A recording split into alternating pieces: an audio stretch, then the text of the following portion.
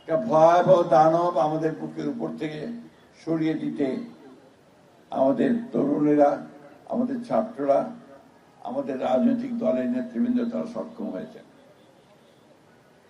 কিন্তু যে বিষয়গুলো আমাদেরকে প্রতি পদে পদে এখনো ব্যথা দিচ্ছে, কষ্ট দিচ্ছে, সেগুলো কিন্তু আমরা এখনো সমাধান করতে পারিনি। আমি এখানে অনেককেই চিনতে পারছি, আমাদের মেয়েদেরকে, ছেলেদেরকে, যারা সেই ছোট থেকে আস্তে আস্তে বড় হয়েছে। এরা মঞ্চে দাঁড়িয়ে আমাদের পার্টি অফিসের সামনে অথবা প্রেস ক্লাবের সামনে দাঁড়িয়ে যখন বাবার ছবি দেখিয়ে বলতো যে আমি আমার বাবার হাত ধরে স্কুলে যেতে চাই,